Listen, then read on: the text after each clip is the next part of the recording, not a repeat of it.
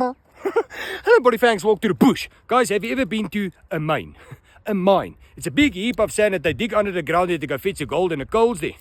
Almost like a meershoop. A wall heap. No. An anthill. It's always bloody busy. There's always things happening here. Working 24/7. Because it brings in a lot of revenue. Now, what happens if the generators stop working?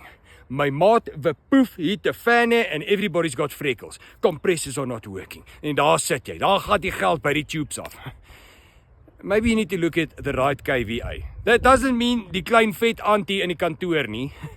Kilovolt amps. Now, if you need help with that, you need to contact the guys at Debon Air. Sales, services, compressors, generators. My maat, these guys will sort you out. Check them out. Debon Air.